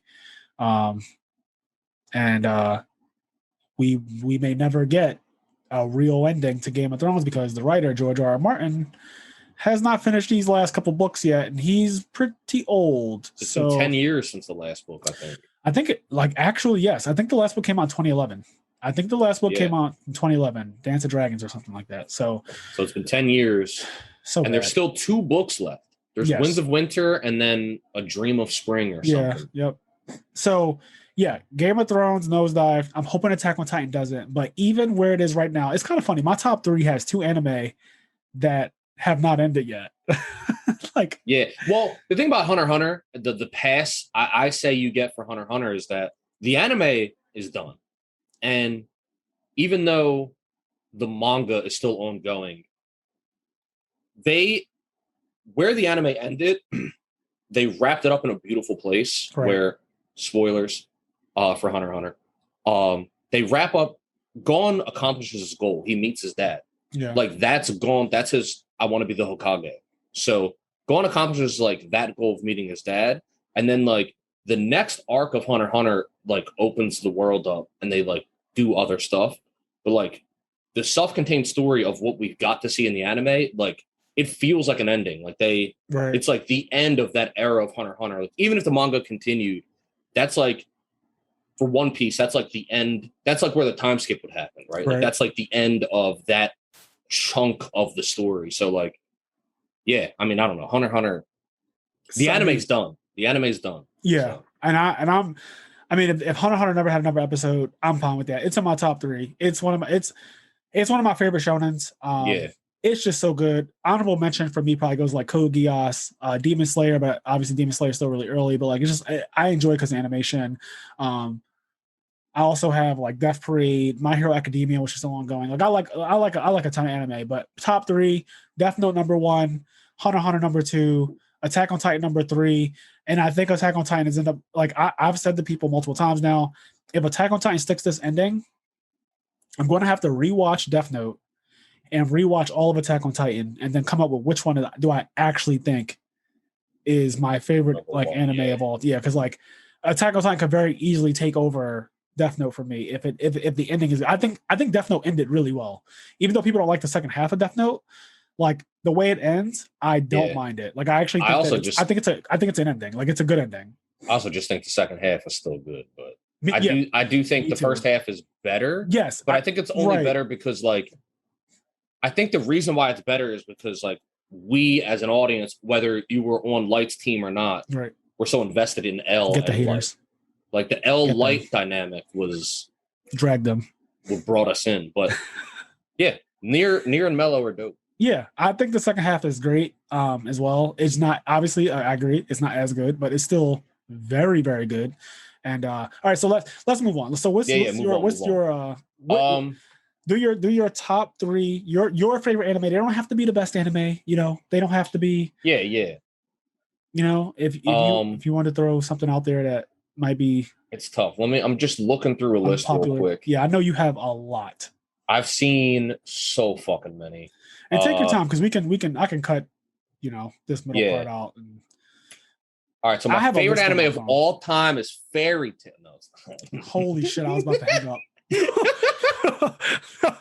I was about to end this call and say I need a new host, because this ain't it. Like this is not it. I'm going through. I got a lot here. I think I know one of them. You said Hunter x Hunter is one of them. I think I know another one because I know how much you love this, despite what people may say about it. I know how much you love it, and I feel like there's nothing wrong with it being anyone's favorite. Yeah, I think I'm looking through this list, but I think what I'm doing is a show. I already know my 3. I'm pretty sure what I'm doing is a fucking show. Not a show. But like I'm trying to see if something else is there that might tickle your fancy and be like, okay, I forgot about this somehow, but like it is actually. Yeah. So all right, I'm so back in the day, I'm gonna set a stage real quick. Let's set the stage. Go ahead. Back in the day, I used to have to defend myself for even liking anime because people would try to beat you up and jump you. And look, I can handle myself 1v1. Kids all right, are fucking trash. My dad at one point was a bodybuilder. Okay, I can take a hit. All right. But when you get jumped, it's a different story. So I used to have to defend myself for even liking anime. Now I got to defend myself to the anime people that I like more anime than the mainstream anime. Right. All right. Trust me, there's a good chance I've seen every anime you've seen plus 100. I'm an absolute degen. That said, my top 3 favorite are, number 1 is One Piece. Okay, anime, yep. Yeah, One Piece. Now, I guess I'll throw a qualifier out there. There's parts of the One Piece anime that get bad because of filler and padding. Which every shonen has. So I group anime and manga together in my mind. Specifically for One Piece, it would be the manga, but I still think the first... that changes things. But go ahead. This is your because you know me. My number 1 manga of all time is actually One Piece. I stand by that. I'm not a fan of the anime all too much, but the manga for One Piece is still the best like story, especially for how long it is. I love it. But go ahead. I'll still put one. So for me, One Piece is so good because like I think because before they caught up to the manga and before the pacing was bad, the first like 300 episodes of One Piece are really good. Right. That latter half of 300, like the padding gets a little rough, but like even if I take the first 300 episodes of One Piece, that's better than most of the 30. Like if there's a 30 episode anime that's better than the next 300 episodes of One Piece, it's still not better than the first 300 episodes. Right. So anyway, One Piece anime I still love because even though there's parts where it gets bad, even like it spikes back up, and those arcs and the storytelling and stuff is still fucking amazing. The storytelling is insane in One Piece. It's just like I know a lot of people still are not on that boat, but you need to wake up. Yeah, One Piece is so fucking good. I mean, it's just the art. Listen, take it from somebody who used to complain.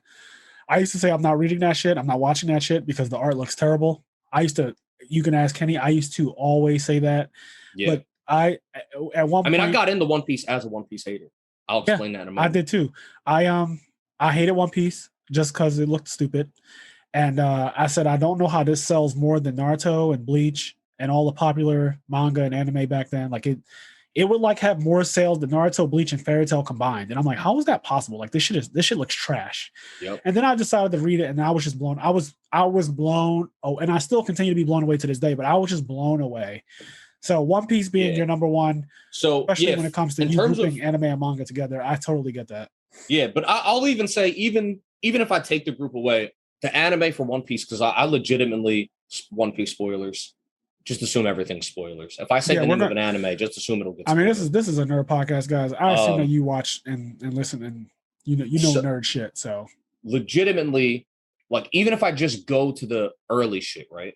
Like I got into One Piece because I was a hater of it. I saw a bunch of anime, and I remember I was at my friend's house one time, and we were watching like some shitty YouTube animation. It was like sprite animation. It was like Naruto sprites versus One Piece characters. It was like a Naruto versus One Piece like sprite fight thing, right? That they do on YouTube.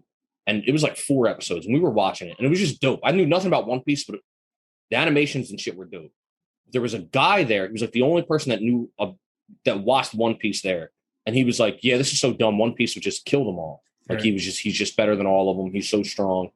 And then he was like, Luffy could beat Goku for real. Like he shouldn't be fighting Naruto. And I was like, no, he can't. I was like, he's a pirate. I was like, that means his show takes place on one planet. He can't kill Goku if you take place on one planet. It's not possible. So we got in a big argument, but I remember him saying like Luffy has this power where he can like make his body the size of the earth and he can crush the earth. And I was like, I haven't even seen One Piece, and I know that's not true. Right. But him and other One Piece fans made me hate One Piece. And so one day I decided to watch it because I was like, I want to be informed in my hate. Right. You want to be able to hate on it accurately where you can say like, this is why it's bad. Yep. And so I watched it, and right from episode 1, I was like, fuck, I kind of like it. Because right from episode 1, I got like OG Dragon Ball vibes, like Kid Goku vibes. Like Luffy was just such a fun character. And anyway, going from there, the point that I'm getting to why even the anime is in my number 1 is because there's arcs in between here that are fucking amazing. But just right to the Arlong arc, which I think is like episode 50, maybe. The Arlong arc and the emotion, like I teared up in the Arlong arc. Like the things that happen with Nami and shit, and like I legitimately teared up. And then I teared up multiple times for multiple arcs afterwards. Yeah, so I'll even give the anime to pass. Like One Piece anime is my number 1. Like, okay, fair. But then number 2 is probably Dragon Ball Z. That's the one I was or waiting just for. or just Dragon Ball in general. Dragon Ball as a whole, because I love OG Dragon Ball and Dragon Ball Z is like it's this Dragon Ball Z is the time skip. It just has they threw a fucking Z at the end. Right. But Dragon Ball in general, I know it's become really cool to hate DBZ, but I mean, it's like like it got me in. Like I have such an attachment to it. It's the original. The writing is not as compelling as say One Piece or Death Note or Hunter x Hunter or various other things. Like it doesn't have like some of those writing aspects. However, I don't think the writing is as bad as some people say it is, and I can argue. I'd argue about that. But you know, the writing's not some fucking let's have it all right Shakespearean now. play. Yeah, let's go. But the writing's pretty good, and I actually think Goku is a pretty interesting character. Before Dragon Ball Super, where he kind of isn't as interesting. But so I haven't watched Super except the Tournament of Power. I don't know what they did to Goku, but they just kind of made they even as an adult Goku had like an innocence, because like he's dumb, but he's just dumb because he grew up in the woods. He's not like he's dumb like any other he's person not like would be actually if they were not brain educated. damaged. Yeah, he's uneducated. He wasn't formally educated. He didn't go through the fucking school system of the world. Yeah, but then like in Dragon Ball Super, I know there's like a part where I think it's like Trunks, like future Trunks kisses like future Mai, because there's like a future Trunks storyline called the Goku Black Arc. There's a part where like they kiss and Goku's like, ew. Like Goku says like, ew, like why'd you kiss her or something like that? And then Vegeta like looks at Goku's like, what are you talking about? And then I don't know, something like Vegeta like asked Goku if he's ever done that. And he's like, no. And it's like, Goku, you have 2 kids. Like, yes, you have. Like, what the fuck? But like, it's such a weird thing, because I guess technically, canonically right now, Goku fucked Chi-Chi twice and never kissed her, which like just didn't happen. Like that just didn't happen. Oh my God. Like that's not what like what there's you can't even if Goku's an idiot, while they're fucking Chi-Chi would have went up for a kiss. Like it I happened just refuse before. To believe that. And it's just like Goku's like, I'm not that. And it's so stupid. I don't know. Yeah. Dragon Ball Super tanked Goku's character a lot, but I do think Goku's character is consistent and pretty well written and through Dragon Ball and DBZ. But anyway, for what it is, like I am one of those people who in my adulthood motorcycle. I'm one of those people in my adulthood who's definitely criticized Dragon Ball Z as I've, gone back and looked at things. I mean, but that's just human nature at this point. Like I've gone back and looked at fucking the old Mortal Kombat movies, which, when we have our episode about bad movies that we grew up on, that shit. But going back and looking at things, like I realize now that I've grown, I've matured in a way where I love storytelling now. Like I used to be a person that literally would tell my friends, don't recommend an anime to me if it didn't have action. That's how much I didn't care about stories. I was such a Dragon Ball Z that I grew up on Dragon Ball Z. So like it is a part of me. I grew up like only liking action anime. And then I got to a point where I was like, I like stories and I like character development, all this other pretentious shit, right? And when I went back and started thinking about Dragon Ball Z, I'm like, damn, a lot of these characters don't really have like the development that I'm looking for in the animes that I'm watching nowadays. Like, and that's just the genre that it is, and that's fine. But Dragon Ball Z laid the groundwork for everything that we love now, and we just have to give it its flowers. Like, honestly, if we could like small segue into like give Dragon Ball Z its flowers. Like, honestly, when you look at one of the most iconic animes now, Naruto, right? Like, look at Naruto and Sasuke. Like, they literally wear the colors of Goku and Vegeta. Like, Naruto's it's not even hidden. It's not even like slightly. Like, it's a show about ninjas, and the main character wears orange. Yeah, it's the like, main character's wearing an orange like tracksuit or whatever. Like, he literally is wearing Goku colors. His main friend, antagonist or whatever, Sasuke, is wearing Vegeta colors. Like, literally the same type of like. Sasuke has that whole like I'm evil at one point, but then I'm also good, and like Vegeta, same thing. I'm evil, but then I'm good. Like the anti-hero, that whole thing, like it laid like Dragon Ball Z just laid the groundwork for so many shonens and so many anime, and that's a big reason why it's on my top. It's like I see the DNA of DBZ and so many shonen that come after it. And that's also, like, I grew up with it. I love, like, Donkey Kong Country 1 is one of my favorite, or specifically Donkey Kong Country as a whole, but Donkey Kong Country 1 and Donkey Kong Country 2 are two of my favorite games of all time. But one of the big reasons is because I remember being 5 years old and playing it with my dad every night. Like, and that was the very first game I ever beat. So Right. like that holds a special place in my heart. Dragon Ball Z is the same thing. Like, it holds a special place in my heart. I really, really just enjoy it. It's fun. It makes me happy when I see it. Yeah. Like, just I watching used it to- makes me happy. In school, I used to literally, I had a friend named Jonathan, and we would literally do Kamehamehas. He sat all the way on the other side of the room, and I sat on one side, he sat on the other side. We would literally charge up Kamehamehas like in class and shoot them across the room at each other, and people would be looking at us like, what the I did that all the time. I remember being in like recess and like doing the fucking Goku pose. My friend would do the Vegeta pose at each other. Side note, when I met this loser, he fucking hit me with a Shidori in my chest. He from across, I didn't even know this guy's name yet. Like, we didn't know each other. Yeah, literally. From across the room in the Yu-Gi-Oh card shop we were talking about, I see a guy charging a Shidori and fucking run at me and hit me in the chest with a Shidori. And I was like, and I just got played along. Like I was like, I just like, I was like, like I got hit. That was listen, and mind you, that was literally our introduction, and I was a full-on adult. I still to this day, we were in our 20s, you can still early catch 20s, me doing 20s. fucking hand seals and shit. Like I love. Yeah, no, it was great. I love nerd. I love anime. I love nerd shit. Like that's why we're here, right? Like that's why I started this podcast. Because, but yeah, so number one would be One Piece, and the only reason why, so real quick, 1, 2, 3, One Piece, DBZ, Hunter x Hunter. I already said Hunter x Hunter when he was saying, when Frazier was talking about his, but it's One Piece, DBZ, Hunter x Hunter, and I'll even say it's in that order. For my whole life, it was always DBZ. Even though I saw anime that I was like, this is better than DBZ, right? But DBZ is my favorite. One Piece was the first one where I was like, this is better than DBZ, and it's just my favorite now because like and One Piece that fucking good. Like, One Piece is old, right? Like One Piece came out in like, I think original One Piece was like 97 or maybe 99. Okay, I think it was 97 though. Yeah, and whereas you see the strong DNA of DBZ and like a lot of the other shonens that came out after it, One Piece seems so original. Like, One Piece is also one of those ones that I would consider to have laid groundwork for a lot of different shit too, because it's like Fairy Tail is I enjoy Fairy Tail as like, because I enjoy cake, right? I enjoy eating chocolate cake.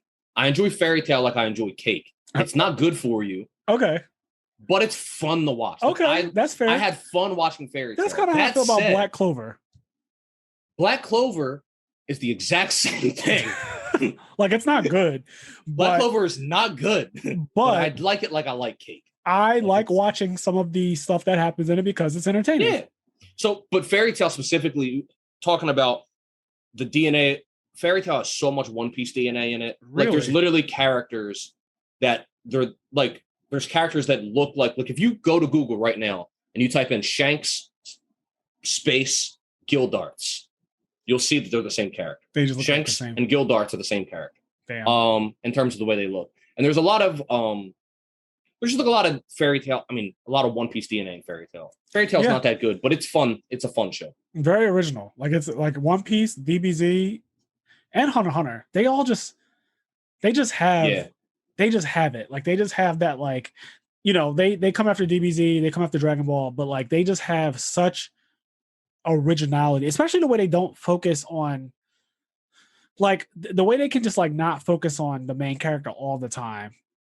Is really good. I like that a lot. I like the way they develop. I think like character development, the way they develop things is just so cool, so original. I think on that note, like One Piece definitely has most of the episodes have Luffy in it, right? But there are in each arc, like it's common for One Piece that every arc will have a flashback, but it's not like a shitty Naruto flashback.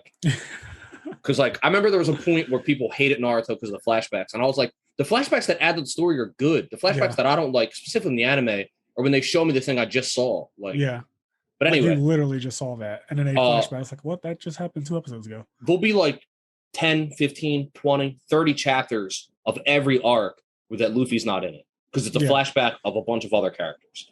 But then another great like fucking accolade for One Piece, I think, is starting at the end of Sabaody into Impel Down. There's like 200 episodes where, other than Luffy, the entire main cast isn't there. All the characters that you grow an attachment to, that you love, that you like, that are on this journey, Zoro, Sanji, Usopp, Nami, Robin, Frankie, like they're gone for 200 episodes. The entire main cast, like, and he's able to like, that's fucking risky. To take all the characters that you're attached to away from the audience for 2 years. Right. Like you can alienate your fan base that way. And he pulled it off like very well. Yeah. So good. One Piece is so good. I'm going to stand by that. That's my man, and I'm standing by him. Yeah. So, yeah, my top three, I get that they're all shonen. It's One Piece, DBZ, and Hunter x Hunter. Yeah. But they're all really, really good. DBZ is like the prototypical shonen, and then I think One Piece and Hunter x Hunter are like branches off of it. Like Hunter x Hunter takes shonen and flips it on its head and does a lot of cool concepts with it, and like does a lot of heady shit. Yeah. One Piece, it's not as like heady as Hunter x Hunter, but has this huge, rich world building and character development and just like character attachment and just like emotional attachment to the story and like intrigue and mystery. It's fucking really, really cool. So those are my top three. All right. Easy. Well, those are our top three anime for now. But real quick, just to be cool, I also like Battlestar Galactica, Monster. I do like Monster, yeah. Monster's top tier. Battlestar Galactica is top tier too. Like they're legitimately really good. The point is, like we said earlier, we're not saying these are the best anime. These are our favorite. Right. And there's a big difference. If you ask me the best anime, I think Death Note for me is still going to be number one, but then it changes a lot after when I start going down the list. But anyway, so what I wanted to talk about now was, so since we're on the topic of anime, I wanted to name, I just watched an anime recently from the new season that I just kind of wanted to like throw out. My friend Gary put me onto it, and I think that it's actually pretty interesting. It's called Vivi Fluorite's Eye Song. So I'm going to type this in. All right, the one person that I know has seen more anime than me is Gary. Yes. Gary's fucking seen everything. So this anime is basically Terminator in anime form, but with like a kind of like a cutesy girl main character. I'll put this graphic up. So I don't want to play it. But yeah, this anime is basically Terminator, where AI, artificial intelligence, has developed to the point where they look like people. Like the artificial intelligence, it just looks like human beings. You can barely tell the difference. And it gets to a point, like in every other thing with artificial intelligence, where it decides that humans are the problem.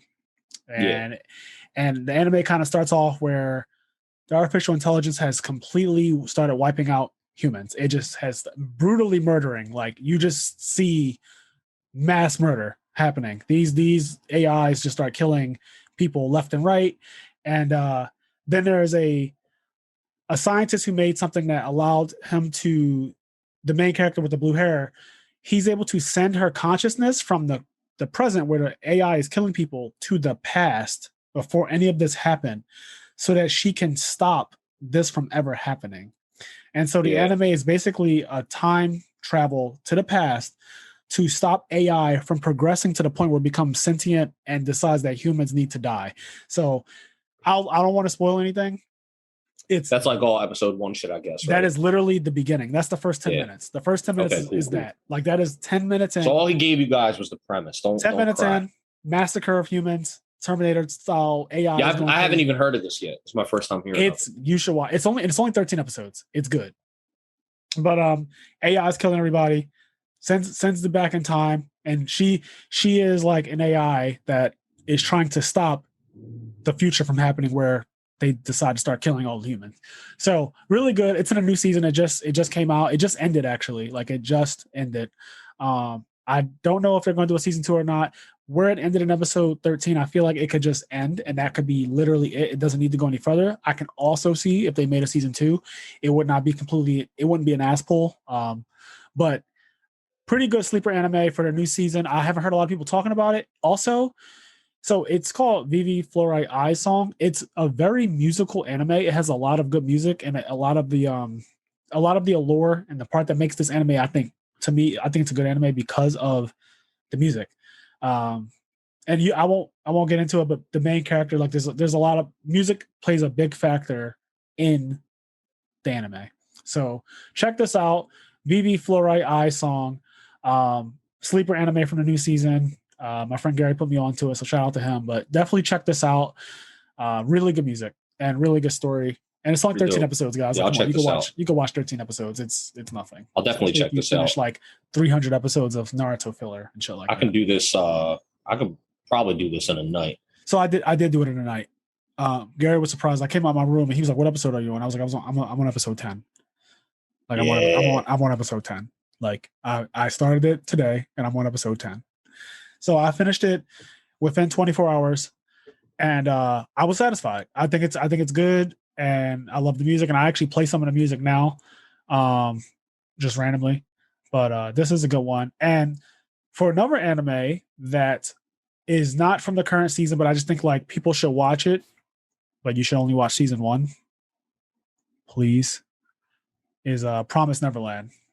If you haven't seen the Promise Neverland, don't watch season 2, though. If you haven't seen the Promise Neverland, you should watch season 1. It's very, very good. Don't want to get too into it because that episode 1, the plot twist. I'm not even gonna. I wouldn't even talk about the premise. I'm not, because the plot, like episode 1 is like such a like, oh, that's what this is about. Like I showed it to my best friend. We were watching episode 1, and he was just, it's just like things are happening. He's like, okay, and when it got to the end of the episode, he was like, what the fuck? Like what? I thought that this was gonna be, oh, okay, all right. Yep. This is what we're doing. So it's one of those. So I want you guys to watch Promise Neverland. If you've never watched it, tell me what you think. I'll say there is a bright side. So I'm not going to say anything about the series itself really, except that season 1 is fucking amazing. I also suggest watching it. I watched it in one night. A friend of mine suggested it to me. She was like, "Hey, watch Promise," because like I suggested her an anime, she watched it, and then she suggested me that. She was like, "Oh, check this out." I was like, "All right, cool." I literally watched it, and then I had something to do in the morning, and I just went to that thing tired because I didn't go to sleep. I just stayed up the whole night. I watched the whole thing, and then I went to my thing just fucking exhausted. Yeah, I watched the whole thing in a night. Fucking that said, season 2, I want to say the bright side though. Season 2, because you might be like, "Well, I don't want to watch it. Season 2 sucks. There's no point in getting into it." Season 2, not that it sucks, but they didn't pace it correctly. It's just not done all that well. I haven't read the manga yet. However, from what I've read and from what I've heard, the manga is really, really good. Where it picks I heard off. the same thing. So, like, watch the anime for season 1. Just watch episode 1. Trust me. Yes. Like, it's not one of those things. If you watch episode 1, you will not stop watching this anime. Yeah, it's not one of those things where it's like the 3-episode rule. Like, give it 3 episodes. No, just give it 1 episode. If you don't like it after episode 1, don't watch episode 2. Give it 1 episode. I promise you'll watch the rest of the season. Don't watch season 2 though. Just go read the manga. I'm going to read the manga. Yeah, same. I'm actually I haven't even given it thought because I have to catch up on My Hero. I have to catch up on One Piece. I have to catch up on. I've decided I'm not going to read the Demon Slayer manga because I like the animation so much that I just kind of want to watch it and be surprised. Top tier. So good. But I definitely, now that you said that, I think I'm going to add Promise Neverland to the manga that I need to also read and go through because the anime was such a big disappointment for season 2.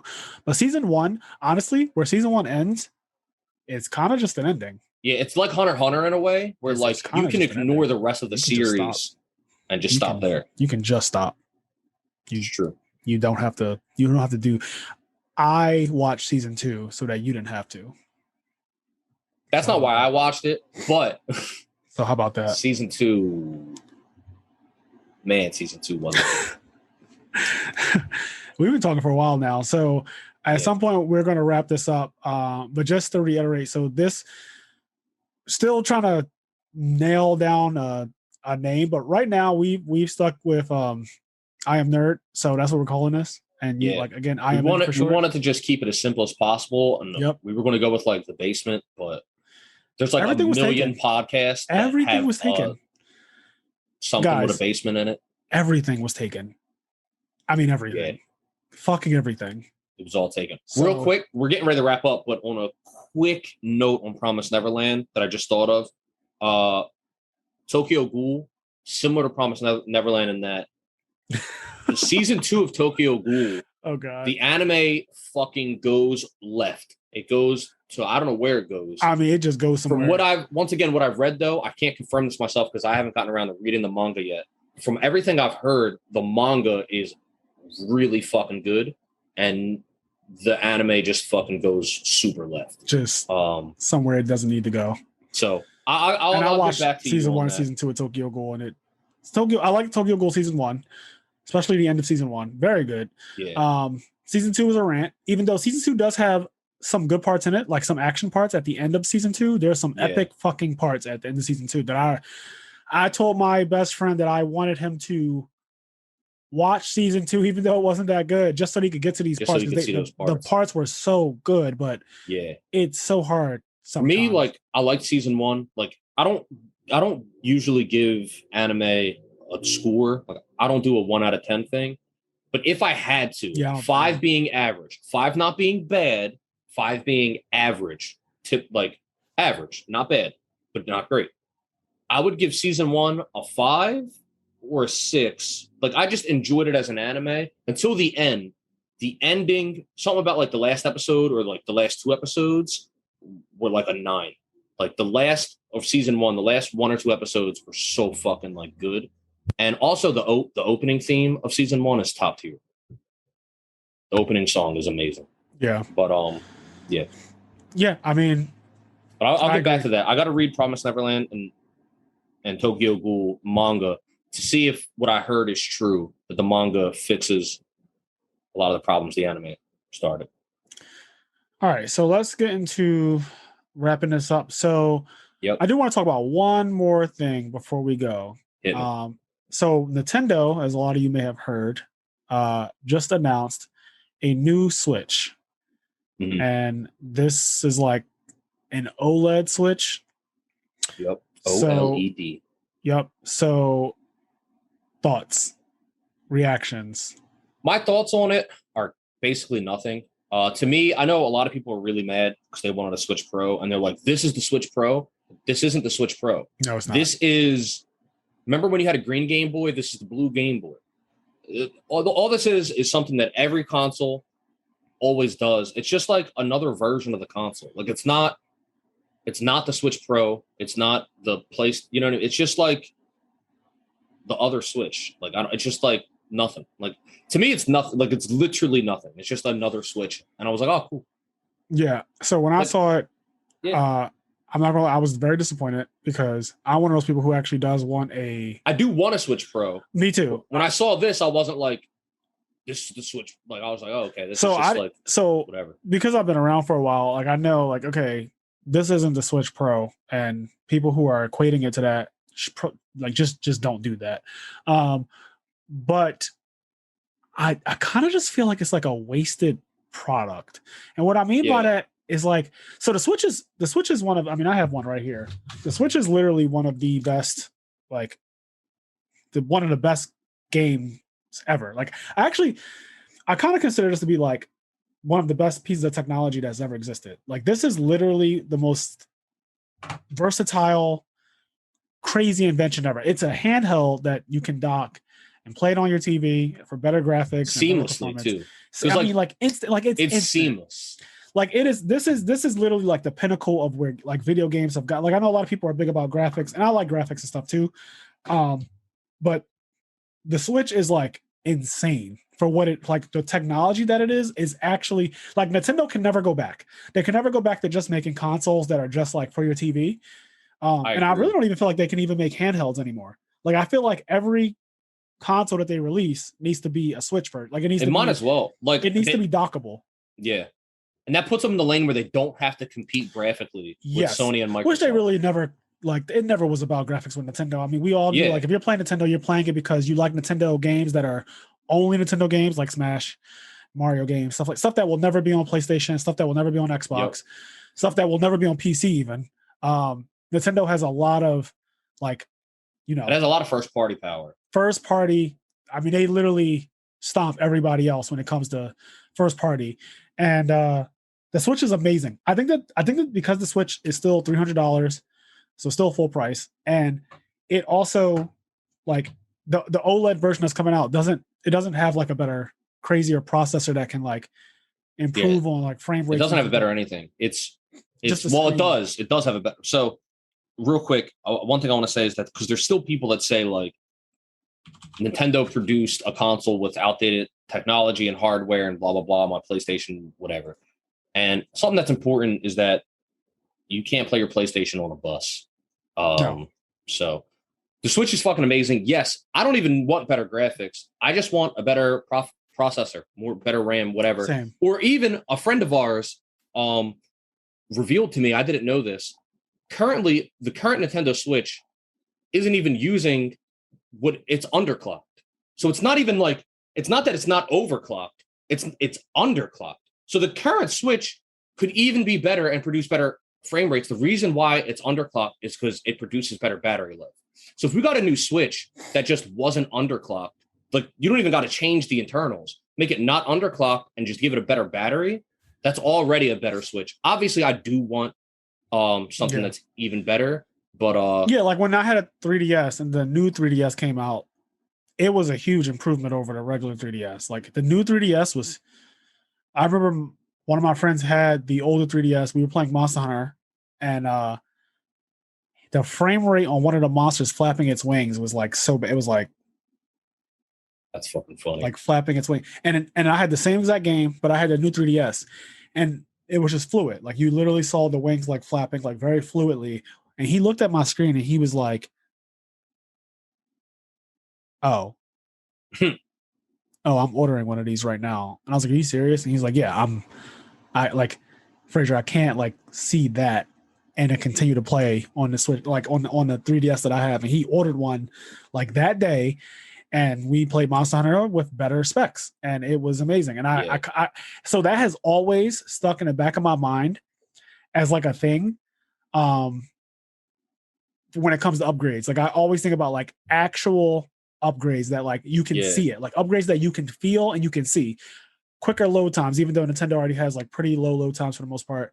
Quicker load times, better frame rate, especially for games like Monster Hunter Rise, which has like some severe frame drops in places, things like that. I would love that, like a better Switch. Yeah. Obviously, I don't think anybody's opposed to getting a stronger console. I want. And I also think that it is coming out. I do think it's coming out. I just think so. The reason why, because I know a lot of people were disappointed in this, and yeah, I would love if this was the announcement of the Switch Pro or whatever you want to call it. But when I saw this, I was like, oh, okay. I just didn't think anything of it. So I was like, this is just what all the companies always do. This is just like a side grade. So the one thing I wanted to say is this is, to me, other than the price point, the better Switch Lite. Because the Switch, my problem with the Switch Lite, first of all, you can't take the Joy-Cons off, and the Joy-Cons have issues. Second of all, you can't dock it. It's portable only, right? Yeah. This Switch, the thing that's odd about it to me is that it's in terms of home console play, this does nothing for you. You don't need this. In terms of portable play, this is the better Switch Lite. It has a better screen. This is the screen you would want when playing portably. The Switch Lite still has the old screen. Like, what's weird about this to me is that this is the better handheld Switch. Right. It's like the better handheld only Switch. Right, because the screen is better, but it's dockable. So it's like the best of both worlds. Yeah. And yeah, that's interesting. But it costs $350 instead of $200 because the Switch Lite is $200. Right. So it costs more than a regular Switch. This is in a weird space to me. Like, to me, this is pointless though. Like, because I would never buy that. Like, there's no reason for me to buy this. Same. And anyone who owns a Switch, I don't think that you buy. I know you don't. You do not buy this unless you just have money to blow and you just want to buy shit, and that's understandable too. I would only get this if like my Switch failed or whatever, and I was like, well, I need a new Switch. I guess. I don't even know if you buy this if you are buying a Switch for the first time. And let me be clear why I'm saying that. The Switch is fine. the as is. Like the regular Switch, playing it handheld and playing it docked. Yeah, I agree. Is actually like the Switch did not need a better screen. That is not at all. I never like played on my Switch handheld and thought to myself like, damn, I do wish the screen was better. Like, yeah, I agree. I know there's people out there who are like, oh, OLED better. Well, like that's not like it's Nintendo. Like I never looked at my Switch and said my screen is so inferior that I need I wish they would upgrade the screen. So like I don't think that this has a place. It's kind of like an awkward product, and that's just agree with that. That's just it's just kind of like an awkward place, and I mean, every gaming company makes these kind of like faux pas or whatever, but this one just seems it costs more. I don't think it's necessary, and I think a regular Switch is fine. Like I think what they're doing. I think the reason why this is out is just because Nintendo's smart when it comes to making money, man. I think all this is doing is like they know it's not an upgrade, so making this now. I don't know. I don't work at Nintendo. I'm not behind the scenes. But making this, I don't think was much more expensive or taxing than making normal Switches. So I think all they're doing is like, we know this is just the fucking Switch, but because it's a little better, it comes with an Ethernet port, it comes with this better screen, we can price it a little higher and start cycling this out as the main Switch. So now in 2 years, when you go to buy a Switch, you're buying this one because there's going to be less of the original Switch. That's all this is to me. The other thing I kind of wish they did with this to kind of like fix this whole thing, they could have made this cost $300, bumped the price of the regular Switch down, right? Yeah. To like $250, let's say, and then bump the price of the Switch Lite down to like $180. Like just take $20 off of that one.